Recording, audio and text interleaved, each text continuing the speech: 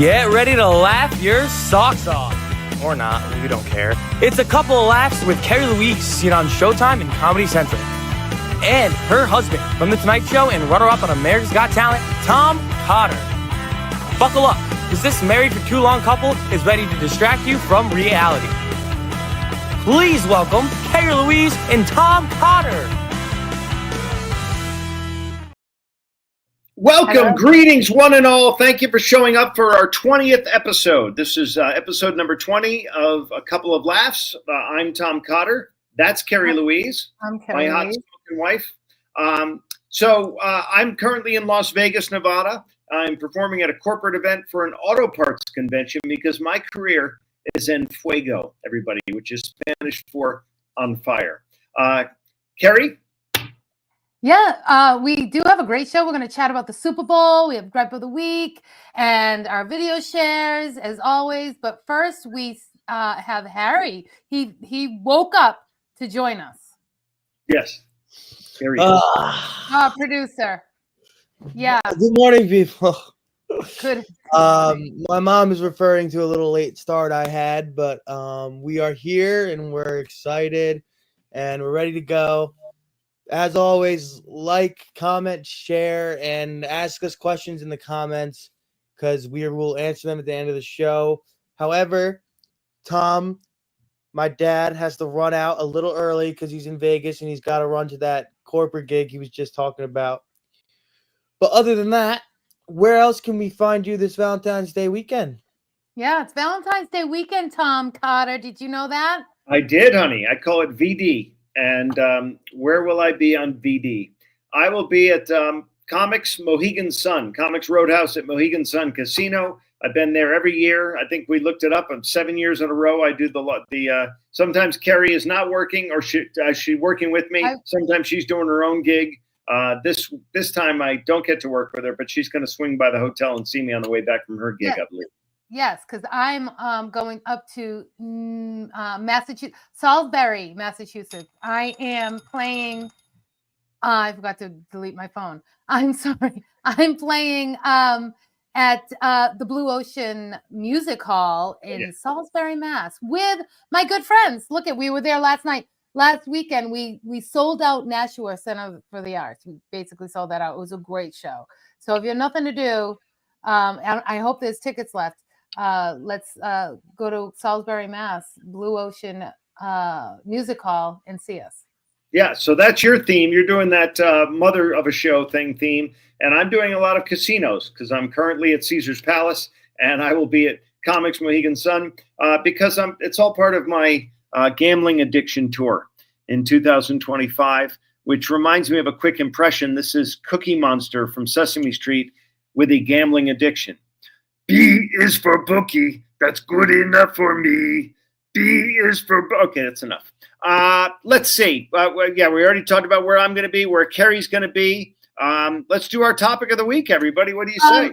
Yeah, well, first of all, I want to just say that, we haven't even seen each other for so you've been all over the place. We haven't seen each other. This is the first time we've seen each other in days. And people think that, life of a comic is so fun and so glamorous. And sometimes it really is, but sometimes the traveling is just way too much. Like I'll tell my friends, they're like, "Where's Tom?" I'm like, "He's on a cruise." And they're like, "Oh, must be nice." But it really is. And thank God it really isn't nice because it's a lot of traveling. It's a lot of if you really peel back the onion, it's like a lot of work. And thank God I know, because we'd be, if I thought it was all glamorous, we would probably be divorced by now. But you have been, you were in Florida doing your gig there, and then you went to tie up some loose ends with Mary Lynn and her estate and all that stuff, which was sad. And then from there, you flew to Vegas. You got into your Vegas room. They put you up, and you didn't know what they're going to put you up in. A complete gorgeous suite. You could have the whole Patriots football team in that suite partying. And you got there. Sweet, honey. It's a sweet suite. You got there at 2 a.m. and you had no one to share it with. You're all by yourself. One person with this 3 bathrooms. We have a video of it. Can we share that video? Do you mind, honey? This is the suite 532. You walk in. What do we got here? Little bathroom. Just a little half bath. It's lovely artwork. Back into the foyer. In here we have our bar area. Very nice. And if we want to have a big dinner here, this here is at Caesar's Palace. Lovely. Lovely. That's my living room. Very nice. Beautiful. A little better than Mohegan Sun will be this weekend. Then we walk down to this little wing. I got a walk-in closet here and a walk-in closet here. Two of them. Very nice. Down here. Here's the second bath. Second bathroom. Very nice. Beautiful. Because sometimes you want two shitters. But wait, there's more. Not a third shitter. Yes, a third shitter. That's my third bathroom. Oh my God. This is the master bath. Of course, this one has the bidet because happiness is a jet-washed anus. Beautiful bathroom. There's the little desk. And this is the master. There are balconies, two of them. Very lovely. Oh my God. Sometimes auto parts gigs don't suck. But you had no one to share it with. You were there for all but how many times did you use all three bathrooms? I have indeed used all three, but I will confess to you, I've not yet used the bidet. That might be a little reward for me after the show. Oh, okay. We don't need to hear that. There's a jacuzzi too. I'm not doing that. Yeah. So sometimes you never know. You show up and sometimes they've got you in a band house where, you need to, I literally one time had to take the curtains off the windows because there was no bedding on the bed that I was supposed to sleep on at a band house. And then you come to some of these gigs where they give you this presidential suite or Caesar suite or whatever the hell it is. And you're right. I put the do not disturb thing. Not the cleaning ladies haven't even been in here. It's just me trashing this place all by myself. I wish I was with you. We could have had so much fun. Honey, we're going to have 10 days in Aruba right after this. Right after. Oh, that's right. We are going to Aruba. That's fun. We're going to I know. Aruba for a week. And that's kind of glamorous. I shouldn't complain, but it is hard work. I just wanted to tell you. Hard work. Dan Fogelberg, famously, the quote is from his song, the audience was heaven, but the travel was hell. Travel's always hell, but I made a promise after the pandemic that I would never bitch about traveling again because I couldn't do it during the pandemic. And now that I can again, like I might get delayed tonight. There's a snowstorm back in New York. I'm flying in New York to get up to, so I'm nervous, but what are you going to do? It's an act of God.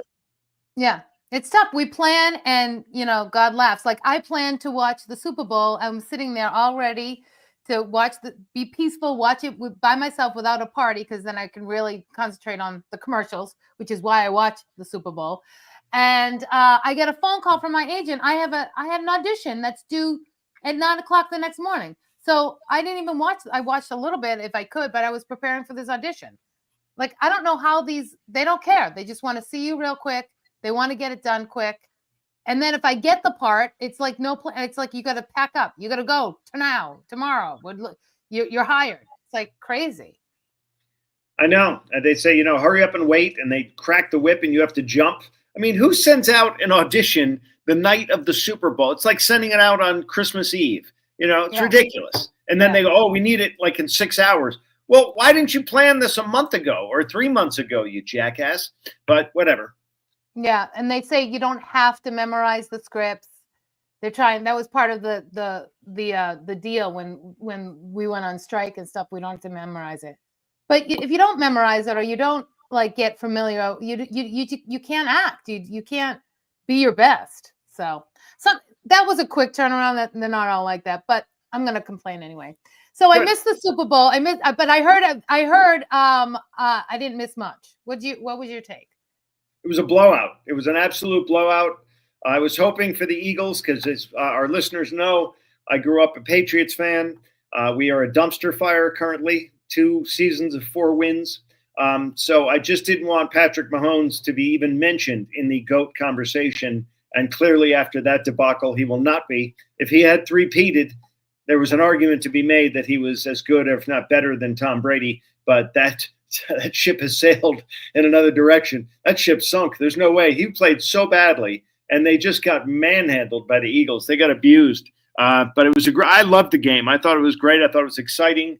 And I rarely root for Philly because their fans are they're tough to root for. But this Yeah, time they I did booed root for- Taylor Swift, I heard.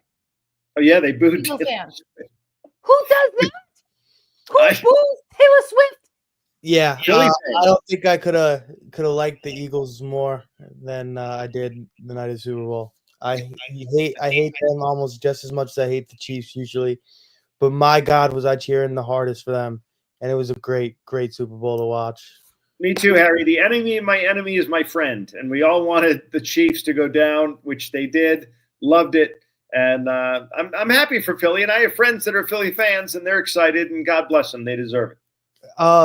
While we're on that topic of the whole GOAT debate thing and how that conversation is squashed, the big one was Brady and Mahomes, but another one was Kelsey and Gronkowski.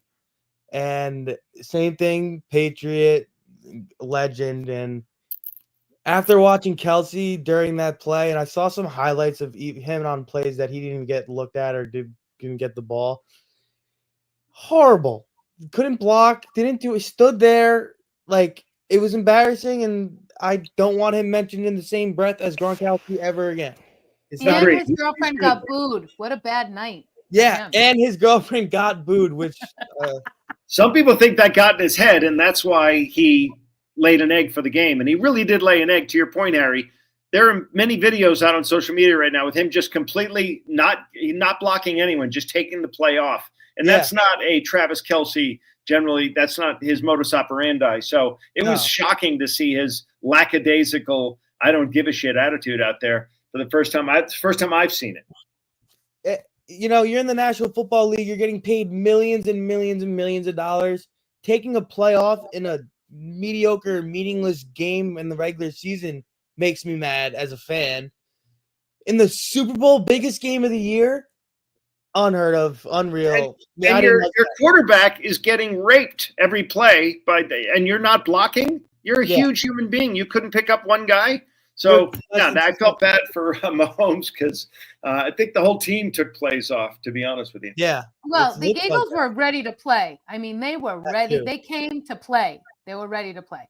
Most people had the Chiefs, though. Vegas had the Chiefs. I know you guys hate watching football with me because I notice things that you guys don't notice. Like, you know, I look at the sidelines, what everybody's wearing and what they're doing. And all the football players wear their eyeliner on way too thick. And the coaches are always on the sideline talking on the phone and their iPads, not even paying attention to the game. What are we paying them for? Yeah, this is why I can't watch football with my wife. She'll also say, I can see his panty lines. I can see his jock strap through his pants. That was a comment once. Another time, a guy was running a kickoff back and his shoe fell off. And we're watching this guy run it back for a touchdown, and she's screaming about the shoe. I'm like, forget the shoe. He's in the end zone. The shoe is irrelevant. But, God, that's just the way it is. But this Super Bowl was like us in bed, honey. It was anticlimactic, and there was a lot of illegal use of the hand. Oh, you okay, Harry? Oh. No. Sorry about that. Well, all right. So let's talk about the halftime show. Now, I did take a break and watch the halftime show a little bit if I could, but then I went back to work. Like I would rather have worked than watch this halftime show. I don't get it. I don't know. I put in the family group chat, the halftime show sucked. And all my younger boys got mad at me, including you, Harry, got mad at me and said that it didn't suck. I guess the younger generation knows better than me. I don't know. Harry, explain. I get what you're saying. I didn't think it was all that. I thought it was mediocre as well. I thought it was like, I don't know. I just wanted more personally. I think he brought out only one other person. I thought he was going to bring out more. He had plenty of opportunities to bring out some really big stars and really get the crowd going. But yeah. I feel that that's what the halftime show is for, to get the crowd going. It's like you're a cheerleader for the crowd, show, some good stuff and some fast, quick pace. He just raps. And there's been a bunch of stuff on social media online about the meanings behind it and the messages that he was trying to send. But then I saw something today where it was screw all the messages and stuff. Like all the songs that he actually decided to play were ones that he owned rather than his record label owned. Like his old, really like popular songs that were hits, like top 5, top 10 Billboard, whatever. He didn't Mm. decide to play those because he only made like 10% off those. And after the Super Bowl, obviously your songs on Spotify, they blow the hell up like 300% or something. And so he Okay. chose to play all of his newer songs and his well-known hits more, and he's making 80% on those songs rather than the 10%. So now people are saying it was more about money, but regardless, the messages in it, the money, like I thought it was all too much. And yeah, I I guess don't know. Cameron said I didn't get it because it was the field turned into like a video game. I didn't get Yeah. that. I Well, didn't get that. you and I were not the target demographic because No. we like good music. And this I know, was, but- yeah. rap without the C on the front of it. I thought it was horrible. I thought the whole, first of all, we don't play video games. I don't like rap. So already we're off to the other thing is it's in vendetta. All he did is crap on Drake the whole time, apparently. That's what I've read about this. And there are a lot of Easter eggs hidden in this thing, like hidden innuendo and double entendre that only certain people on the inside got. Well, you're not playing to certain people. You're playing to 100 million people who are watching around the world. And I don't need you pissing and moaning. What happened to the good old days of rap with Tupac and Biggie where they shot each other when they didn't like each other? This bitching and moaning on national television, so we all have to listen to their little bitch fest. Just kill each other. I'm just done with this little vendetta. And Drake, by the way, is a wormy little, he's this like Canadian Jewish guy up there in Canada. And I guess he's got this little beef with Kendrick Lamar. I think I was done with it in the first 10 minutes. It never got better. And Serena Williams should be ashamed of herself to be on that, I think. She's married now, isn't she, to another guy? Yet she's going to get up there in front of hundreds of millions of people and crap on her ex-boyfriend or whatever the hell she did. I don't know. It was all it was unfortunate. When I compare it to U2 in 2001 after 9/11, they're not even in the same category. That was an unbelievable halftime show. This was garbage. It's the worst one I've ever seen, in my opinion. Wow, what's your real feeling, honey? I think well, first of all, Serena Williams looked amazing. She danced. I don't know what kind of dance that was. It was supposed to be, I don't know, that was one of the Easter eggs or whatever. Harry can explain, but she looked and danced awesome. Now, what kind of dance was that? What do you call that? That's the ironic thing here too is it's called a crip walk. Yeah, so like what's a crip walk? The two Crips, they're Crips in the Bloods. And the Crips, and she was dressed in all blue and she was doing the crip walk. And well, someone's gonna get hurt. Well, that's the funny thing, Mom. That's the funny thing. Not only is she getting back at her ex or whatever,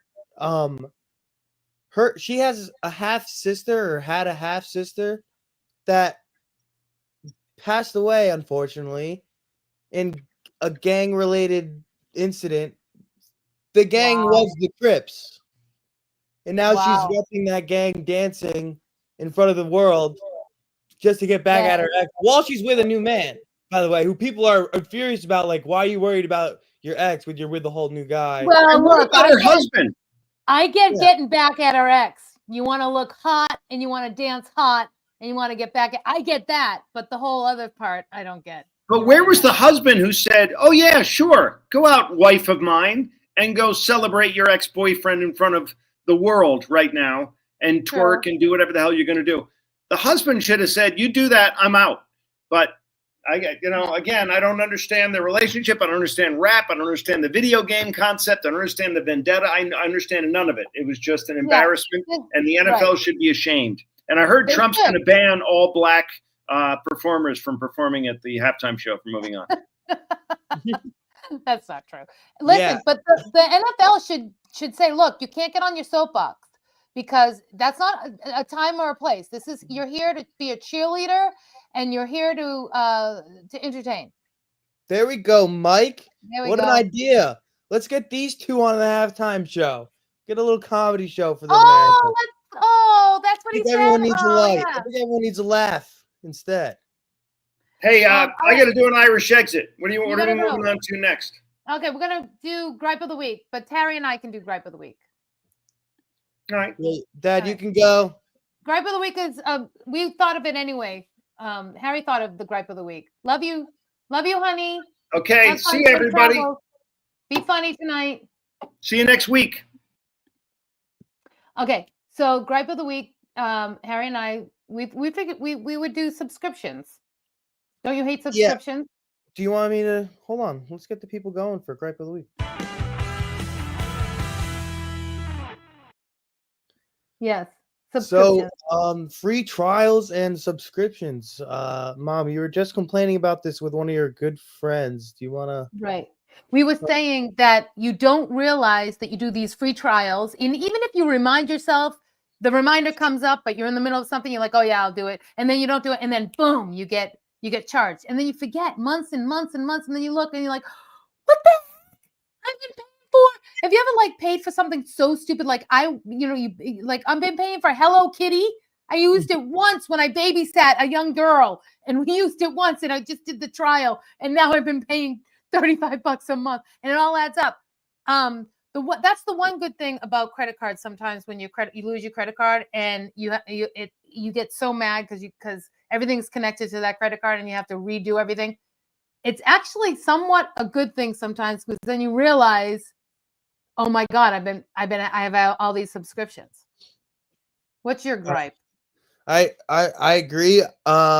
There's a lot of things going around on social media, people having way too much and people not even knowing how many subscriptions they have and how much they're paying for. But I don't know. I think we're one of those people where we have a lot of subscriptions, and we've been recently toning it down and getting rid of some that we don't need, and you've been doing a good job about that. So trying it is a job to try to get rid of your subscriptions and figure out the best possible way. Like especially TV, we're trying to get rid of our TV and we have so much. It's too much entertainment. Apple TV is $9 a month. It all adds up.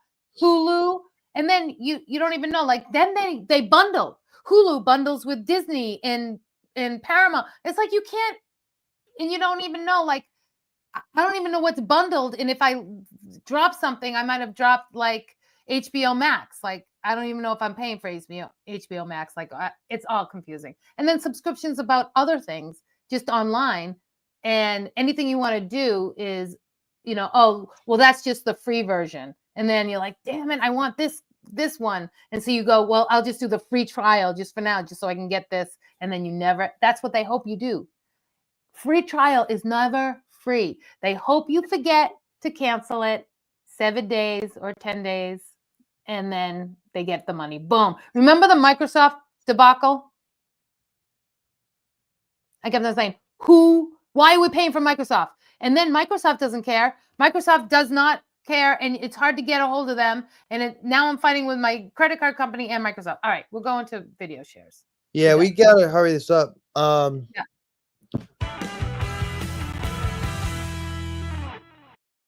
Tom's video shares real quick, and it's self-explanatory. Go ahead. Tom's share. My wife told me the other day I should embrace my mistakes. So I just went up and hugged her. Just saying. Thanks, Tom. Thanks for that. Very funny. And then my share. Oh, speaking of getting paid and all that stuff, I had to strip the music off my share because it was a familiar scene. And we got in trouble last week when we had a video share with a familiar music, and we weren't paying for the music. So we got in trouble. They're like, you're not getting paid for this. So I had to strip the music off of this. You'd be proud of me. I kept the cup sound though, because the cups are very important. So I kept the cup sound. I did some editing. I kept the cup sound, and I put my own music back, my free music to it, so we wouldn't get in trouble. All right, here we go.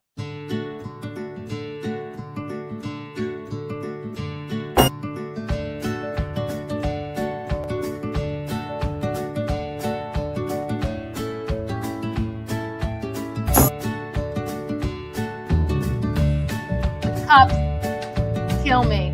This kills me. This is my life. Look at that. 3. This is you, Harry.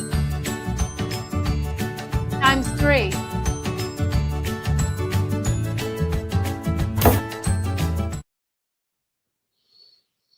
Yep. That's my share. Guilty.